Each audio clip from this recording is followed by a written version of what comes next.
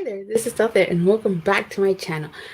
It is Monday, March 20, 2023, which means that tonight I will be reviewing Monday Night Raw. Alrighty then. So, I know it's been a while since I've live streamed. So much has happened. But, anywho, let's kick things off with the closing segment to tonight's Monday Night Raw. Alright. So Monday Night Raw ended with Cody Rhodes and Roman Reigns having a promo. So Roman Reigns comes out. He comes out with Solo Sikoa and Paul Heyman. And, typical bloodline shtick, Roman asks St. Louis to acknowledge him. Welcome back. Thank you. So before Roman can say anything else, Cody Rhodes comes out, and it seems to me like he kind of got a mixed reaction. Some people weren't happy that he was there. Like, was it just me, or did he get a mixed reaction? Because I could have sworn he got a mixed reaction. They do chant for him though. Cody says that normally he would ask St. Louis what they would want to talk about, but he knows what Roman wants to talk about and wants Roman to define exactly what Roman means by a Cody problem.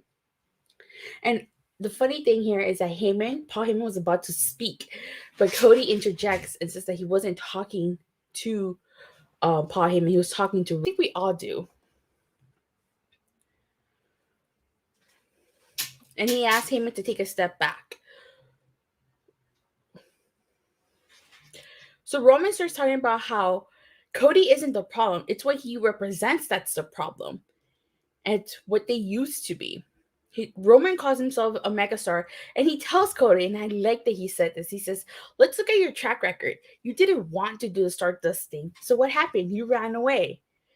You ran away and started a company in a promotion you couldn't get over, and then you ran away and came here. He got over and his body quit on him. I was like, damn. I was like, oh my God. Like, if you could insert a GIF, it would be that damn GIF from Friday. But I actually really like that. I mean, Roman Reigns cut Cody Rhodes deep. If you saw Cody's face after that, he was like surprised.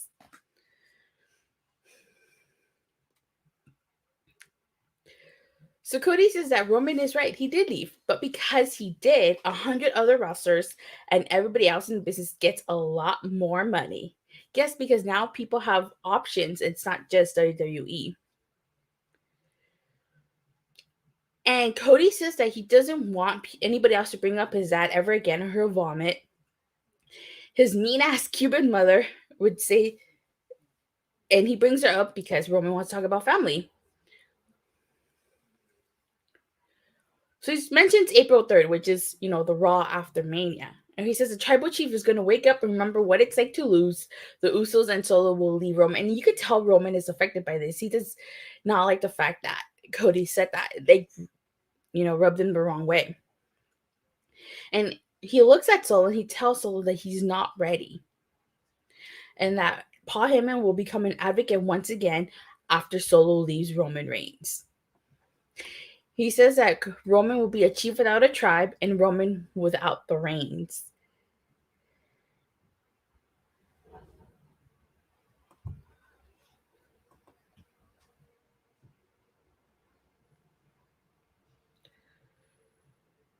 So as they're leaving,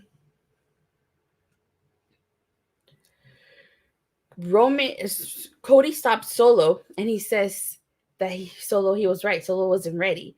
And so Solo turns around and he's and he's about to hit the Samoan spike, but Cody hits him with the super kick. And just as Solo is about to Samoan spike him again, Roman stops him. And he just stops him, and that is how Monday Night Raw goes off the air. And honestly, it was such a great way for Raw to go off the air. And it ends on a high note over what was a lackluster Raw, if you ask me. Okay. So now I'll start things from the beginning. So Monday Night Raw kicked off with Kevin Owens and Sami Zayn. And The crowd is chanting for Sami, so Kevin Owens says that he thinks that they like him. Sami says that they like Kevin Owens too, and that it feels good to be out there and be on the same page. Sami Zayn realizes that he was approaching the situation wrong, and he was approaching it as a business transaction. And Kevin says that for the last 20 years, Kevin has been the biggest fan of Sami, and for the last 6 months, it was frustrating to see Sami under Roman's thumb because he's so much better than all of them, and he outgrew the bloodline, and it was time to take down the bloodline together. So I really like the fact that they did this. So Kevin Owens and Sami Zayn both turn around and they look at the WrestleMania sign, and then the Usos come out. And Jey says, "Do you see what I see?" That's what a backstabber looks like. They will backstab each other because that's the type of members that cut each other's throats. I was like, damn. That was, you got him there. But then Sami fires back and says that Jey's dream is to backstab Roman Reigns. I saw that Sami KO segment just before the stream. It was pretty good, right? It was a really good segment.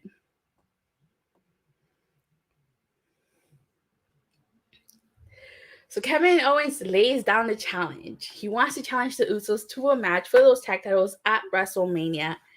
Jimmy says that they are the greatest tag team in the world, and Kevin Owens and Sami Zayn don't deserve a title opportunity. Jey says that this might be their one shot to rid themselves of Sami Zayn and Kevin, so he accepts. A brawl breaks out between them. And then as the Usos are grabbing chairs, he cuts to a Titantron, and Roman Reigns, along with Solo Sikoa and Paul Heyman, are arriving. And honestly, it was a great opening segment. It was honestly, this whole Kevin Owens and Sami Zayn stuff, it was a long, winding road, but we finally got here. This is what they were planning. We finally got the match. It is official. It's going to be Kevin Owens and Sami Zayn versus the Usos at WrestleMania for those undisputed tag titles.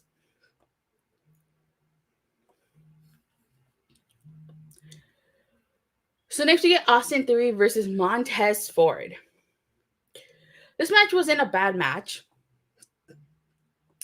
I liked Montez Ford when he was mocking Austin Theory and he did the whole "you can't see me."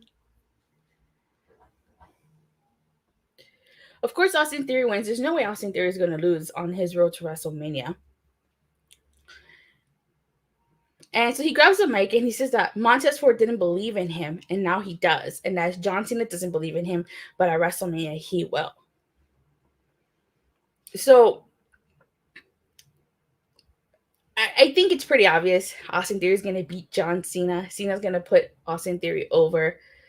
But I feel like they could have done so much more with this feud. But with 12 days left to go, I don't know how much more they can do with Theory and Cena.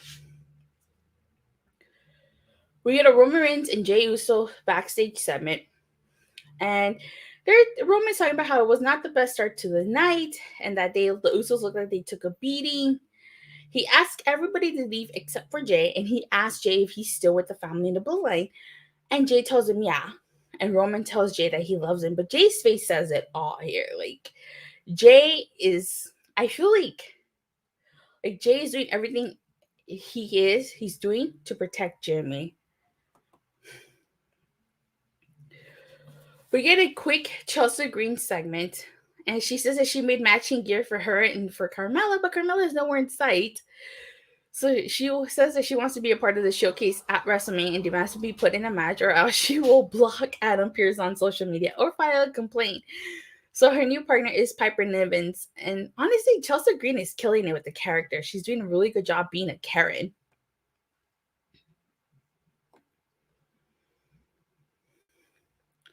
We get Mustafa Ali versus Omos. This match does nothing for me. This is a squash match. I could care less about Omos. Even that promo by MVP at the end where MVP says Omos fears no giant or beast, and that Lesnar will fear Omos at Mania, did nothing for me, honestly. I didn't care. If they're not going to do anything with Mustafa Ali, they should just release him. How much more does he have to endure? Like, seriously, just really, he couldn't just find a local jobber to squash for Omos to beat quickly. Okay, so we get an ImPAULsive TV live. And we find out that Logan Paul doesn't have a guest because he says he could do this all by himself. He starts talking about how the people didn't want him in the house, but he's there tonight. How the reality is he doesn't have to be there because he's made millions off his brand, but he's in the WWE because he loves it.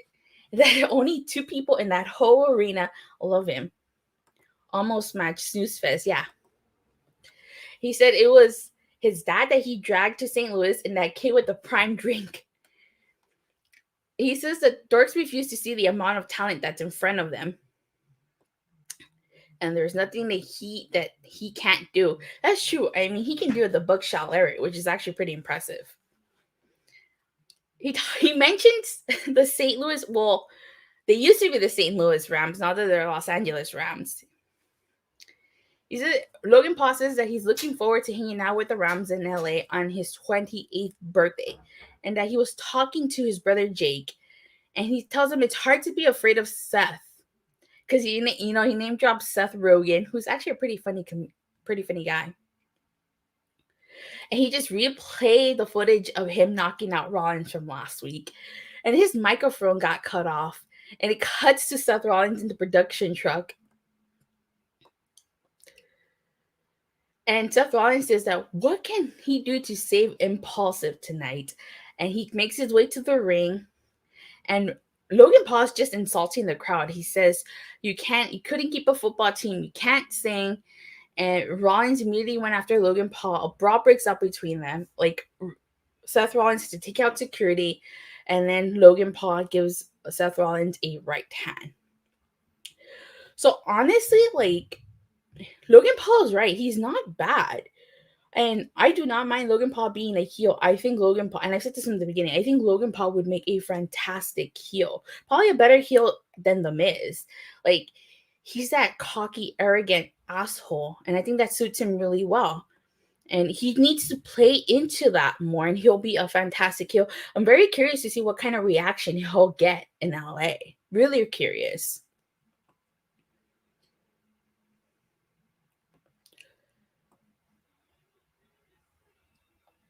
So next, we get Johnny Gargano versus Dominik Mysterio, which wasn't a bad match.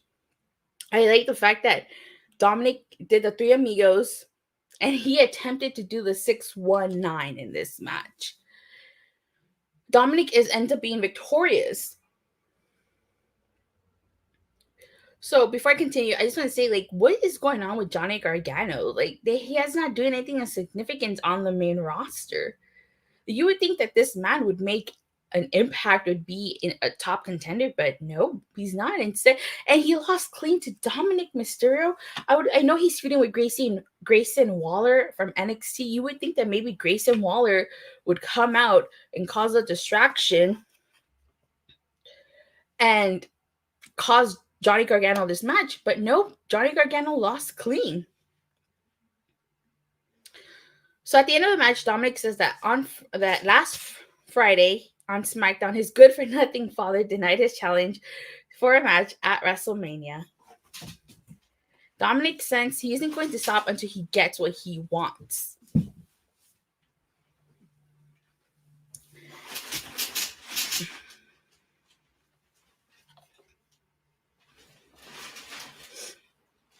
And he goes on to say that the entire Mysterio family will be in SmackDown in Las Vegas.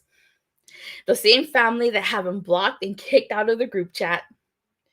And he has figured out a way to get Ray to agree to the match. He's going to ask his mom. So I figured that his family would get involved in order for Ray to agree to the match. I thought it was going to happen at the Hall of Fame, but it seems like it's going to happen at this coming SmackDown. So very curious to see what they're going to do.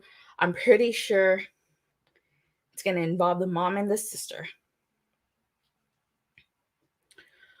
We get a quick backstage segment with the Bloodline, who they're waiting for Roman. Paul Heyman gives him the night off and tells him to indulge in seafood, except for Solo Sikoa. He says that Heyman tells Solo that Roman wants to talk to him.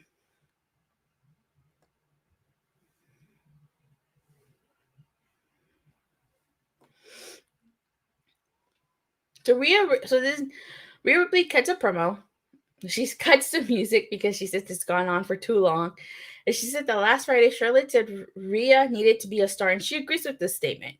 The one thing she doesn't agree with is living in the past, and that's why Charlotte keeps bringing up what happened 3 years ago.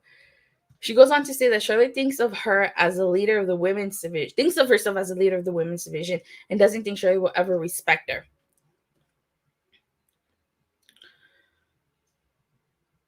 She says she knows that Charlotte knows every single time they've gone to war, she's gotten up, and Charlotte likes to keep people down. She says that Charlotte is washed up and it's over and it's time she goes home because without the WWE, Charlotte is nothing. And that at WrestleMania, she will become champion and will become the biggest star in WWE and doesn't need Charlotte to respect her, but wants her to fear her. So, Damage Control comes out and says that they do respect Rhea because anybody who puts Charlotte in her place gets their respect. Rhea says that she doesn't need anything from them, and this leads into a match into Rhea Ripley versus Bayley. So, first of all, I have to say, a good promo by Rhea Ripley, and I do think she's beating Charlotte, and she's got to make up for that win from 3 years ago. This is a different Rhea than the Rhea from 3 years ago.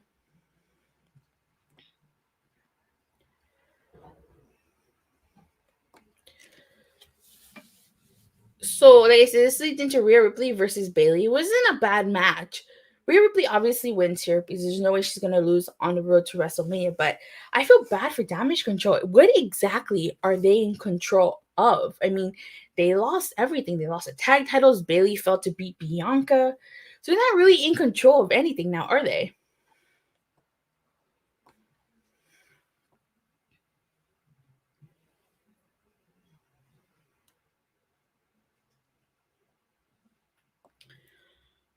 We get a backstage segment and Otis is like having a spa day. He's having a spa day, and Chad Gable tells him to that they have a showcase match at WrestleMania. And so he convinces Otis to leave with him.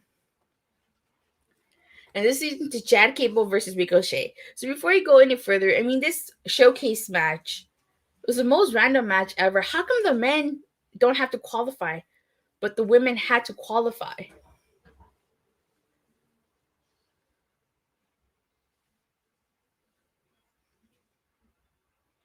So this is the most random match ever.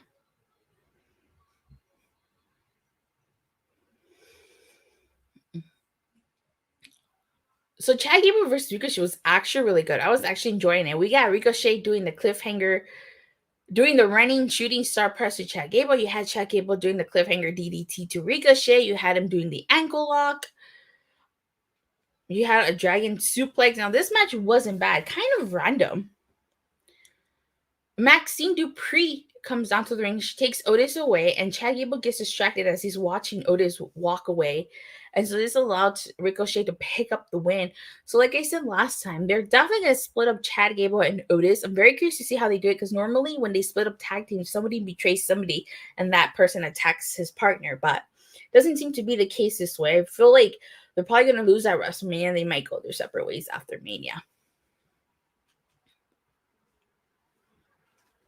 Next, you get Bianca Belair and Asuka versus Chelsea Green and Piper Nivens. This match didn't do anything for me. And the whole point of this match was just to tell a story between Bianca Belair and Asuka. You know, the can they coexist story that they like to tell a lot. And honestly, no surprise, Bianca Belair and Asuka win. Then Asuka attacks Bianca. You know, this totally reminds me of Bianca's feud with Sasha Banks last year. Oh, no, not last year, like a couple years back, where the story sucked, but it was a hell of a match. This story sucks. I'm sure it's going to be a one hell of a match, though, but they need to do more with Asuka and Bianca. Honestly, there's 12 days before WrestleMania. They need to give us something. Something's got to give, but, we'll see what happens. And then after this was the Cody Rhodes and Roman Reigns promo, which I talked about at the beginning. So overall, tonight's Raw was, it was a very Meh match. Yeah, very, very meh match. Honestly, tonight's show was meh. Honestly, the only thing I really liked was the Kevin Owens, Sami Zayn stuff, all the blind stuff, of course, and the closing promo with Cody and Roman.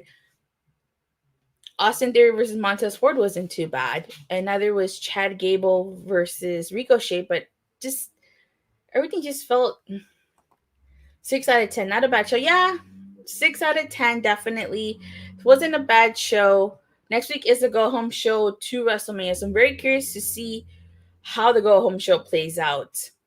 Because you guys know WWE's go home shows tend to not be good. So we will see how things play out. But with that being said, you guys, thank you guys all so much for watching and for the continuous support. Please don't forget to like and subscribe. And make sure you hit that bell so you get notified whenever I go live or release a new video. And I'll see you guys Wednesday live after Dynamite. Hopefully. Bye.